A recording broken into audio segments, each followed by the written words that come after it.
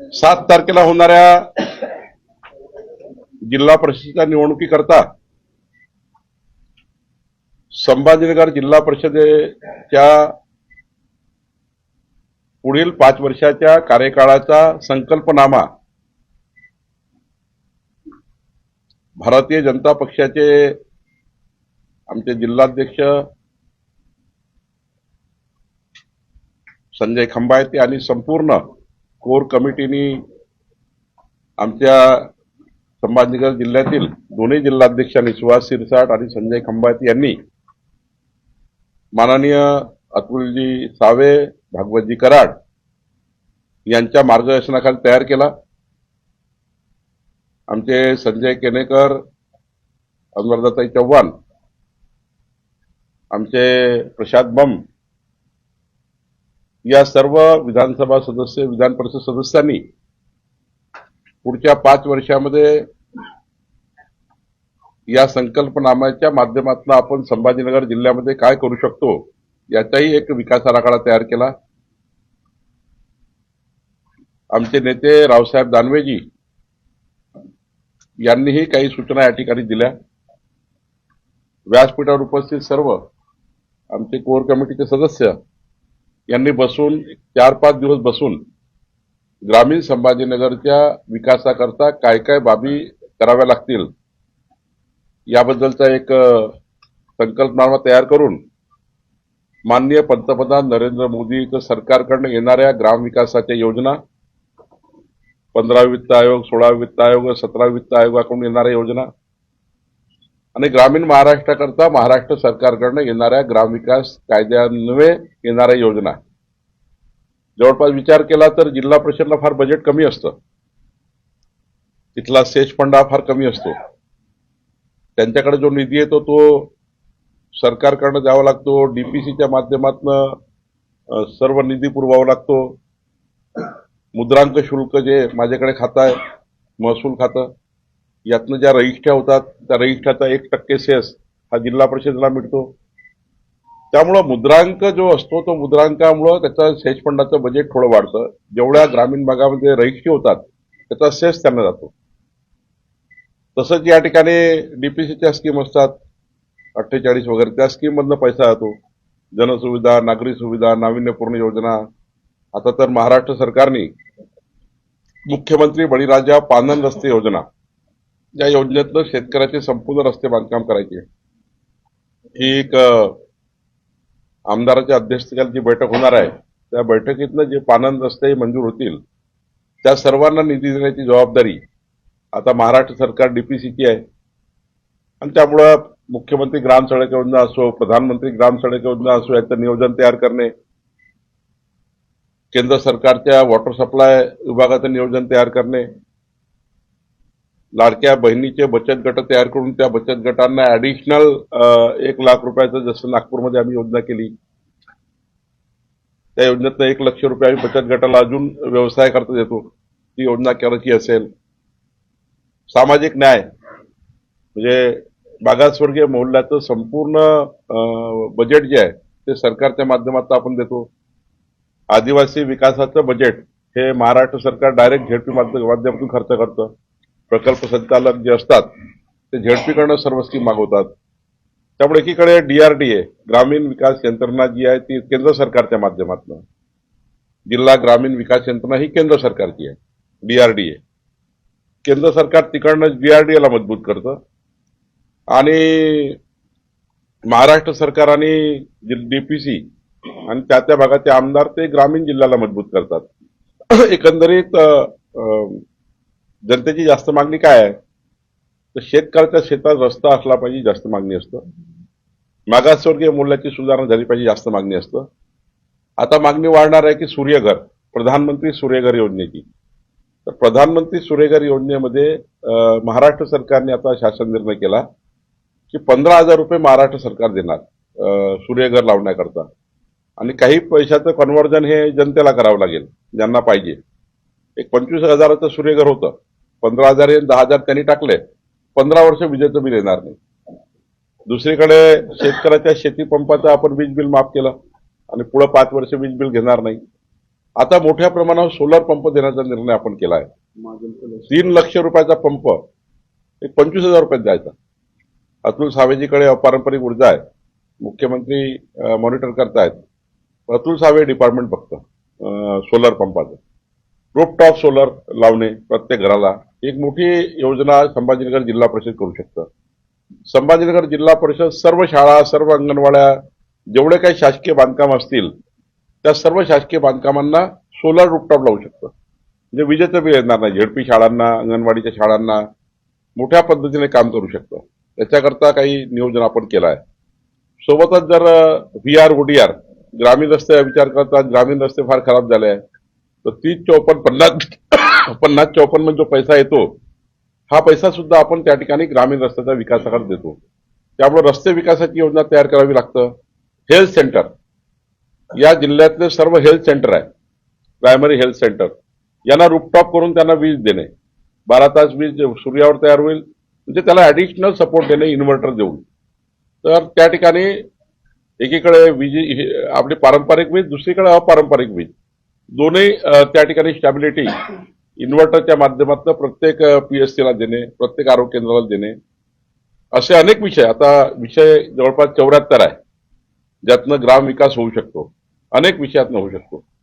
म्हणजे उद्याच्या काळामध्ये जर विचार केला तर आदिवासी विभागाच्या, सामाजिक न्यायाच्या, DRDAच्या, DPCच्या आणि केंद्र सरकार, राज्य सरकारच्या या सर्व योजनेचा विचार केला तर व्यवस्थितपणे जर निवडून आलेल्या पदाधिकाऱ्यांनी काम केलं तर जिल्हा परिषद हा पायाभूत सुविधा करता, या जिल्ह्याचं संपूर्ण इन्फ्रास्ट्रक्चर तयार करण्याकरता एक मोठी संस्था आहे आणि या संस्थेला केंद्र सरकार, राज्य सरकारची मदत लागणार आहे. डबल इंजिन सरकार, देशामधलं सरकार, महाराष्ट्राचं सरकार डबल इंजिन सरकार आहे. आमचे भागवत कराडजी यांना प्रचंड मोठा अनुभव केंद्रामध्ये आहे. रावसाहेब दानवेजींना मोठा अनुभव आहे. या ठिकाणी बसलेले अतुल सावेजी राज्यात जबाबदार मंत्री आहेत. मी त्यांच्या सहकारी म्हणून काम करतो आहे. आमचे अनुराधाताई, आमचे प्रशांत बम, आमचे सर्व ते संजय केनेकर सर्व आमदार आहेत आणि या व्यासपीठावर किंवा बसलेले सर्व आम्ही जो संकल्पनामा आज आम्ही या ठिकाणी देतो आहे, या संकल्पनामाला पूर्ण करण्याकरता जेवढा निधी लागेल तेवढा निधी सरकारकडनं आणून देण्याची जबाबदारी अतुल सावेची जी आहे, माझी सुद्धा ऍडिशनल आहे. मी सुद्धा थोडा मराठवाड्यात लक्ष टाकतोय, आमच्या पंकजाताई लक्ष टाकतात आहे. त्यामुळं बऱ्यापैकी आमच्या बेंगणाताई बोर्डीकर ऊर्जा मंत्री आहे, तेही लक्ष टाकतात आहे. त्यामुळे आम्ही सर्व मराठवाड्यातले, विदर्भातल्याकडून मी काही थोडी मदत करणार आहे. एकंदरीत अतुलजी, मी, रावसाहेब, आम्ही सर्व लोक मिळून, या पंकजाताई मिळून, आम्ही सर्व मिळून आम्ही या जिल्ह्याला मजबूती देण्याचा प्रयत्न करू.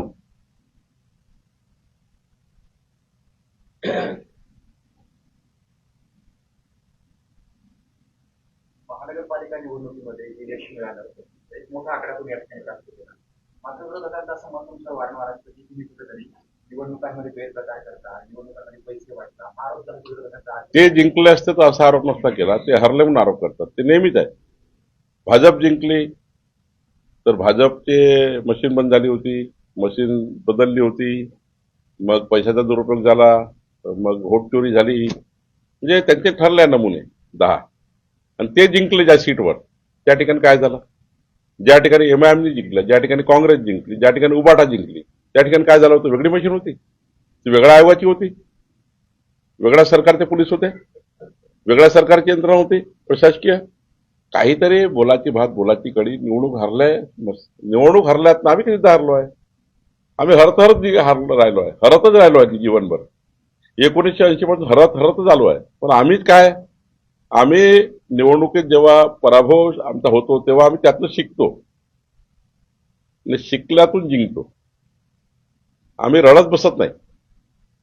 ज्या ठिकाणी आमच्या सीट पडल्या त्या ठिकाणी आम्ही अभ्यास करतोय कशामुळे पडलाय. शेवटी आमचं चिंतन आहे, आत्मचिंतन आहे. तिकडं बिनडोकपण आहे, आरोप केले घरी जायचं. ठाण्यामध्ये आणि इतर ठिकाणी उपमहापौर शिवसेनेने भाजपला दिलं, तर छत्रपती संभाजीनगरमध्ये शिवसेनेला पण. नाही, आमची चर्चा सुरू आहे छत्रपती संभाजीनगर बद्दल. कालपर्यंत आपल्याला माहिती आहे की आमचे परिवारातले सर्व घटक असलेले अजितदादा आमच्यात नाही.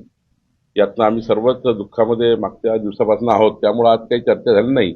1-2 दिवसामध्ये चर्चा होऊन निर्णय करू.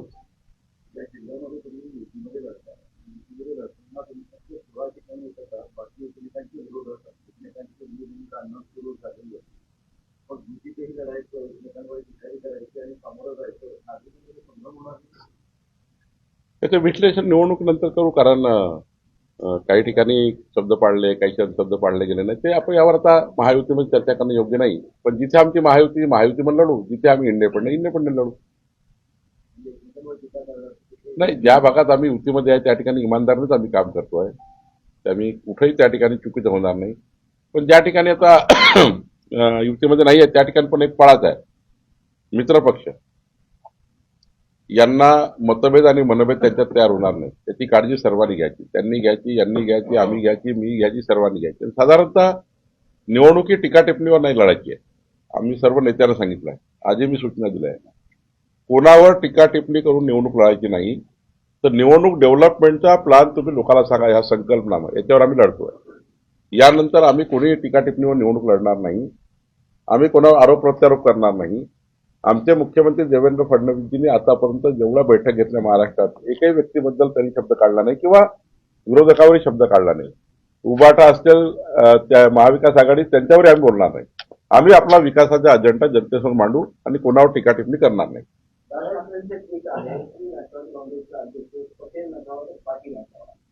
आता हा निर्णय करण्याचे अधिकार राष्ट्रवादी काँग्रेस पक्षाला आहेत, ना राज ठाकरे साहेबांना ना मला आहे. मुख्यमंत्री प्रचार करणार नाही त्यांच्या राज्याचा सगळ्या 22 सभा साधारण त्यांनी राज्याचे प्रमुख म्हणून चांगला निर्णय घेतला आहे की इतका मोठा सहकारी परिवाराचा घटक असलेला अजितदादा नाही आहे. अशा वेळी कौटुंबिक परिस्थिती विचारात घेतला, पण म्हणून मुख्यमंत्र्यांनी हा निर्णय घेतला आहे. हा निर्णय चांगला आहे. बाकी आम्ही जे आहोत कार्यकर्त्याचा लढताच आहे, त्यामुळे काही ठिकाणी मी जातो आहे, काही ठिकाणी चंद्रकांत दादा जाणार आहे, काही ठिकाणी शिवेंद्रराजे जाणार आहे. पण कार्यकर्ते आता वाऱ्यावर सुटू नये, त्यांनाही थोडी मदत केली पाहिजे. नेत्यांच्या निवडणुकीत कार्यकर्ते राबराब मेहनत करतात आणि कार्यकर्त्याच्या निवडणुकीत त्यांना त्या ठिकाणी एकदम मंत्र्यांनी जावं असा आम्ही विचार केला आहे. ते काही मुख्यमंत्र्यांनी सांगितलं नाही आम्हाला. मुख्यमंत्री म्हणले तुम्ही तुमचा विचार करा. पण माननीय मुख्यमंत्र्यांनी निर्णय घेतला की थोडं दुःखामध्ये आहे आणि एकदम सहकारी ज्यांनी अनेक वर्ष सोबत काम केलं आहे. मी मागच्या 30 वर्षापासून अजितदादाचा पारिवारिक कुटुंबातला आहे आणि त्यामुळं आम्ही सर्व लोक दुःखात आहोत. कार्यकर्त्याची काही इच्छा आहे, ठीक आहे.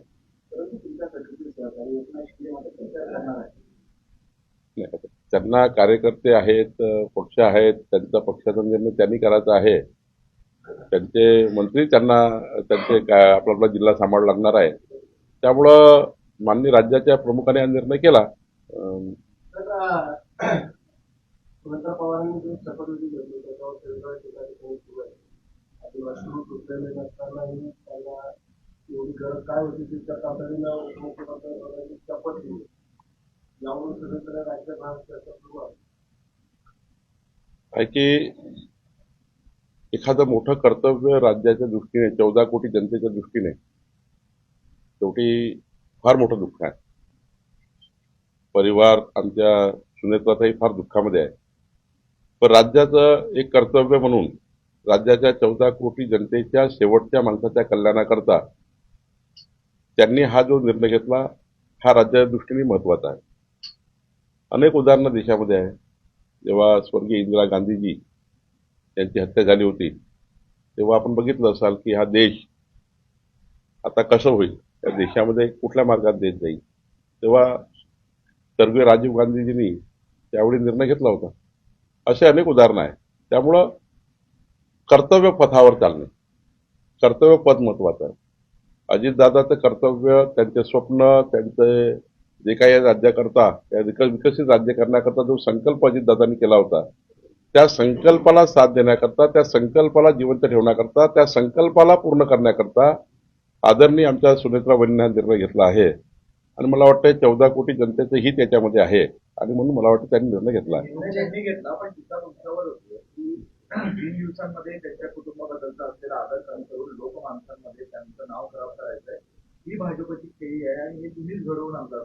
आम्हाला याच्यामध्ये वारंवार सांगितलं की संपूर्ण अधिकार या विषयाचा राष्ट्रवादी काँग्रेस पक्षाचा आहे. त्यांनी जसं असं सांगितलं तसं आम्ही केलं. त्यामध्ये आमचा कुठलाही हस्तक्षेप नाही आणि त्यांनी जे सुचवलं ते आम्ही वागणं हे आमचं काम आहे. कारण आम्ही त्यांना अजितदादांना आमच्यासोबत घेतलं, एनडीएचे महत्वाचे नेते झाले आणि त्यानंतर त्यांच्याकडनं काही राष्ट्रवादी काँग्रेसकडनं एखादा प्रस्ताव आला त्या प्रस्तावाला आम्ही त्या ठिकाणी काही ढवळाढवळ करणं योग्य नव्हतं आणि म्हणून मला वाटतं सुनेत्राचा निर्णय गटनेता झाल्यानंतर पक्षनेता म्हणून झाल्यानंतर त्यांना विधिमंडळ गटाचा प्रमुख म्हणून झाल्यानंतर त्यांनी सांगितलं की राष्ट्रवादी काँग्रेस पक्षाने यांना उपमुख्यमंत्री करायचा आहे. हा निर्णय तर मुख्यमंत्र्यांनी मग मान्य करावा लागेल, आम्हालाही मान्य करावं लागेल. त्यामुळं आमचा काही हस्तक्षेप नाही आहे. विरोधकाला टीका करते ते. त्यांनी टीका करू नये अशा विषयात. माझी विनंती अशी आहे सर्वांना, सुनेत्रा वहिनीची शपथविधी ही टीकेची करूच नये. त्यांनी घेतलेला निर्णय 14 कोटी जनतेच्या आणि अजितदादाचे जे संकल्प होते विकसित महाराष्ट्राचे, याचा विचार करून त्यांनी मनावर दगड ठेवून, छातीवर दगड ठेवून अशा अवस्थेमध्ये त्यांनी निर्णय घेतला आहे. म्हणजे पक्षाने निर्णय घेतला आहे. पक्षाने सूचना दिली असेल, शेवटी पक्ष सूचना देतो आणि पक्षात जेव्हा सूचना देतो तेव्हा एखादी गोष्ट ही करावी लागतं, मनात असो की नसो. म्हणजे पक्षाची सूचना आली, जसे आम्ही कार्यकर्ते पक्षाचे आहोत, उद्या एखादा निर्णय पक्षाने आमच्याबद्दल घेतला तर तो निर्णय मॅन्डेटरी आहे. पक्षामध्ये आपण जेव्हा काम करतो, त्यांच्या विधिमंडळ गटाने जर निर्णय घेतला असेल तर आमच्या सुनेत्रावरील तो मान्य केला. हा? नाही, मित्र पक्षांनी मला वाटतं या पद्धतीचं बोलणं किती उचित आहे मला माहिती नाही, पण राष्ट्रवादी काँग्रेसने घेतलेल्या निर्णयामध्ये आणि त्यांनी त्याच्या पक्षात दिलेली सूचना जी आहे ती मला वाटते सुनेत्रा वहिनींनी मान्य केली आणि एक चांगला आहे की सुनेत्रा वहिनी ह्या राज्याच्या पुढच्या या महत्वाच्या विकासाच्या पायीक झालेल्या आहेत आणि अजितदादाचा संकल्प त्या पूर्ण करू शकतात असा मला विश्वास आहे. अजितदादांनी जो या राज्याच्या गाड्याला पुढे नेण्याचा विचार केला देवेंद्रजी सोबत, तो ते पूर्ण करू शकतात असं मला वाटतं. सामान्य टॅलेंट सांगायला शरद पवारांनी म्हणत असं तर अजित पवार महाराष्ट्राचे मुख्यमंत्रीही झाले असते असं त्यांनी आज लिहिलंय सगळं. त्याबद्दल मी पुन्हा बोलण्याला योग्य आहे. त्यांना मला माहिती आहे की अशाही दुःखामध्ये त्यांना सामना पेपर चालवायचा आहे असं लिहून. सुनेत्रा पवार यांनी काल शपथ घेतली, स्वित्झर्लंड घोटाळ्याची हा? सुनेत्रा पवार यांनी काल शपथ घेतली, परंतु स्वित्झर्लंड घोटाळ्याची अजूनही प्रलंबित आहे आणि या गरजे सहकारी कारखान्याच्या प्रक्रियेत विविध तपास करण्यात आला होता. त्या आरोपपत्रात सुनेत्रा पवार यांच्या कंपनीचं नाव आहे. कोण म्हणतो? स्वित्झर्लंड घोटाळा कोण म्हणतो? प्रश्न आहे आता, हे राज्य महत्वाचं आहे की हे महत्वाचं आहे?